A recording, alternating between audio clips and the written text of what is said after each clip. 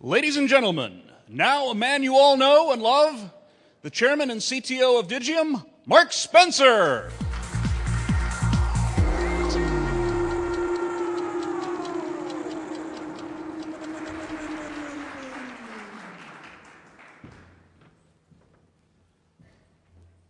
Hey everybody, how's it going? Good morning. So I want to welcome you guys all to the 6th Astricon, and as many of you may know, this is also the 10th anniversary of Asterisk, when I first released version 001. And who would have known that it would have gotten to all this? I certainly didn't at the time, but in addition to that, this is also the 8th anniversary of the marriage between Asterisk and the Zapata Telephony Project, which, in case any of you don't know, the Zapata Telephony Project was what enabled Asterisk to, at a low cost, be able to connect with the public switch telephone network and really helped get it out there in a real environment in a significant way. And we actually have some sort of historical relics here. The original Tormenta 1 board over here on the left, and in the middle there was the sort of wire-wrapped version of the PCI card that was co-developed with Digium and the Zapata Telephony Project. And at the end is what we believe to be the first PBX running Asterisk connected to the PSTN outside of Digium, which is right there at the end there. And I would really like to take a moment to really recognize Jim Dixon, aka Dude, who was the creator of that project and really has played a big role. So I would like everyone to give a warm, hearty Dude on his behalf. Dude. All right, so thank you. Thank you for all you've done and for all you continue to do connecting Asterisk and the radio projects together. Okay, over the 10 years, there have been quite a number of creative technologies that have come out with people taking Asterisk in really different directions from where I had originally seen it going, as well as taking Asterisk to scales, large and small, that I had never anticipated. And so we try to recognize some of those people with the Asterisk Innovation Awards. So I would like to announce the 2009 recipients of the Asterisk Innovation Awards. Some of those people being recognized have representatives here, and I'd like them to remain standing, but please hold your applause until the end, until all the recipients have been announced. So first, in the Pioneer Award, Abot Tanao from the Philippines. Abot Tanao uses a dedicated video conferencing hardware setup similar to that found in businesses to deliver high-quality video to overseas Filipino workers who wish to communicate with their families on a regular basis. Abot Tanao curbs the cost of communication by taking full advantage of an Asterisk IP PBX server to provide the video calls at no cost to users. Next is Greenfield Tech. Working on behalf of a customer, Greenfield Tech created a high-speed, highly scalable Asterisk-based dialer and interactive voice response system that currently serves over 10,000 customers worldwide. The platform was used extensively during the 2009 Israeli elections, serving 70% of the political parties in Israel. Representing Greenfield Tech is Nir Seminovich. In the ROI Award, City of Taguig. The City of Taguig is the first in the Philippines to implement a unified citywide telecommunications system. Communication is now available 24/7 despite tropical rains and typhoons that previously were a threat to the entire telephone system of the City Hall. With the newly established centralized hotlines, calls are answered and filtered to the proper department by trained staff instead of interrupting city workers by being passed from one department to another. Taguig now has an Asterisk-based VoIP telephone system in over 73 sites, and the implementation has already brought a 50% decrease in city costs while doubling city's workers' productivities. In the Inside Out Award, which is one of my personal favorites, Telltales in New York. Telltales enables users to share stories via the telephone and download them online to keep forever in digital form. Users call into Telltales, which is, of course, Asterisk-based, and enter the number of the person with whom they would like to share the story, and then it connects them and records the call, and of course they can then log into the website and download the audio recordings to keep or to edit for later. Now on the Community Achievement Award, this is sort of the Lifetime Achievement Award. We haven't had one of these before, but we really felt it needed to be recognized. House Internet, which developed the Flash Operator Panel, or FOP, which is the first real-time switchboard for Asterisk. That goes back all the way to 2004. And it remains the most widely used operator console. FOP is currently one of the tools that companies and integrators installing Asterisk use to highlight and visually demonstrate the potential of Asterisk as a VoIP platform.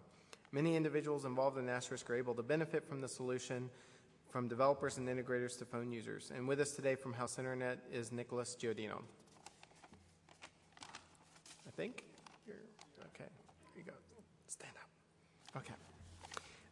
In the Big Business Award category, Intuit Innovations from Kuala Lumpur, Malaysia. A pioneer in the Malaysian market, Intuit Innovations created a scalable solution able to support 130,000 existing subscribers and handle 10,000 concurrent calls. The solution can be used by ISPs, telephone company providers, and VoIP carriers with large subscriber bases who need to provide a reliable but low-cost telephony solution. And from Intuit is Marco De Serbo.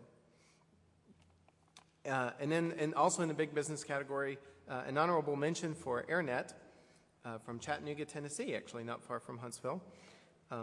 AirNet provides a large-scale VoIP outbound survey solution to the Republican National Committee for the 2008 presidential election.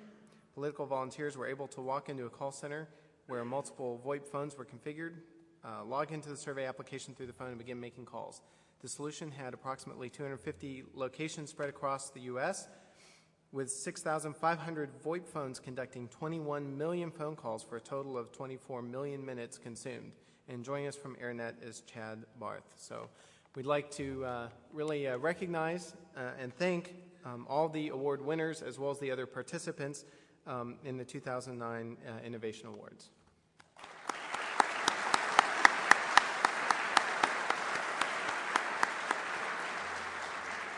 Now, I'd also like to point out that you can enter for the 2010 awards by going to the Digium website, and I really would encourage people to do so.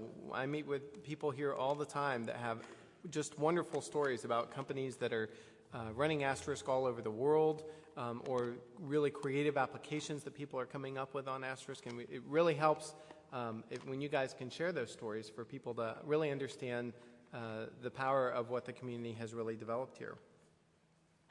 Now, before we get to Chris, I'm going to introduce Steve Sokol, who's going to make a few interesting announcements here I think you guys will enjoy. Steve? Thank you, Mark.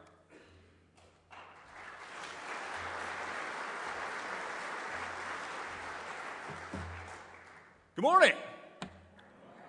I'm glad to see everybody here. I can't believe that we've been here for 6 years now. Well, not here, but 6 Astricons, 6 years since 1.0, and 10 years since Asterisk rolled out the door.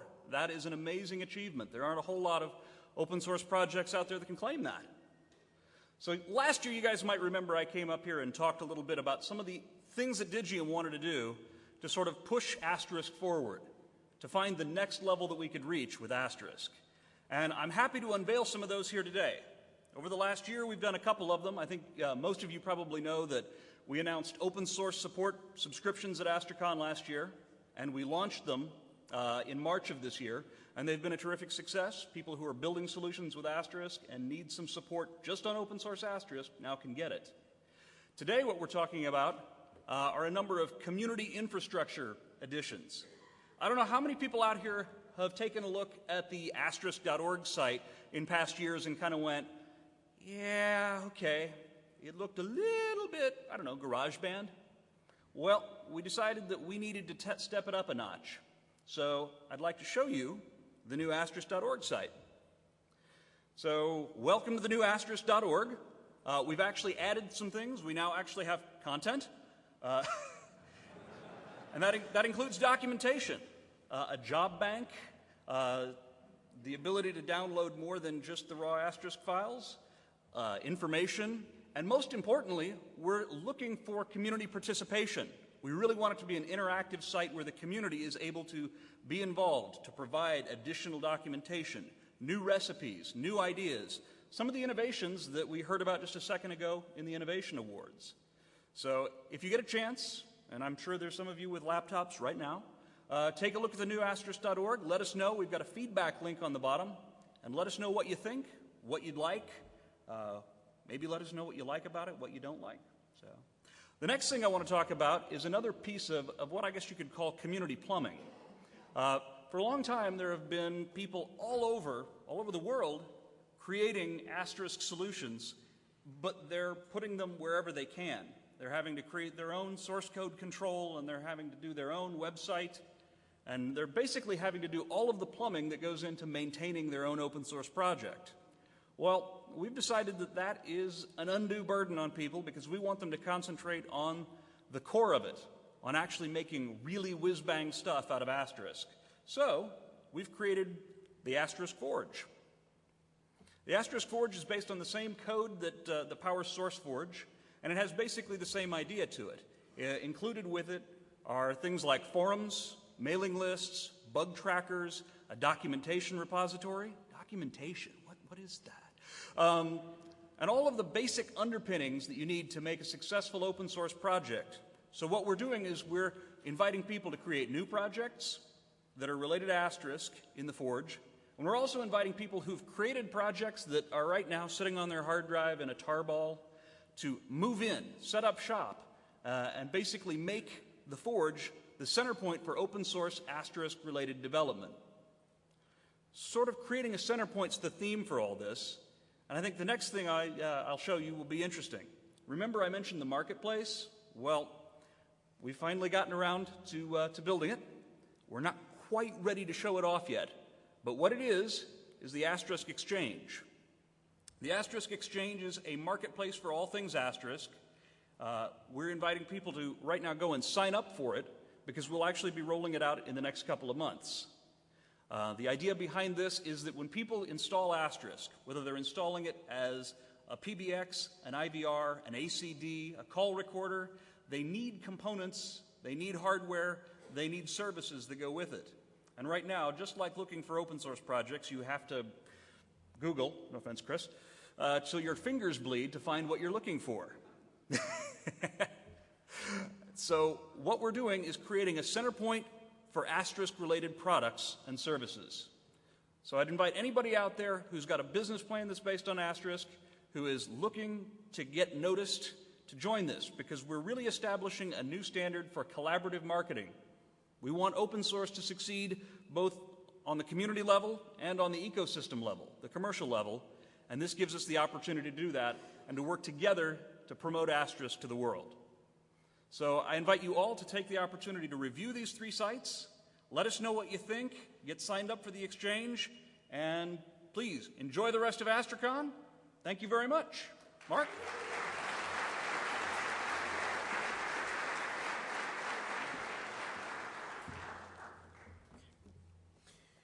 I'd like to introduce Chris DiBona.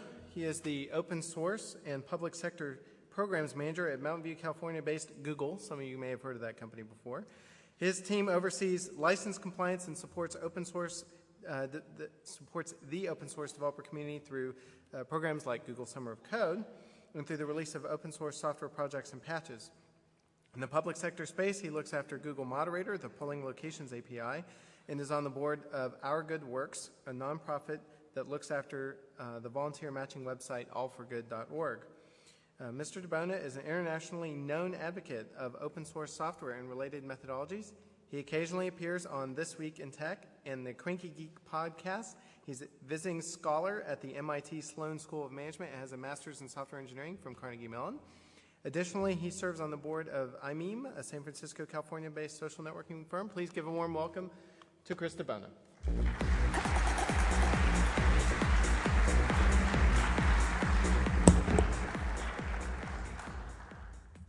Hi, everybody. Yeah.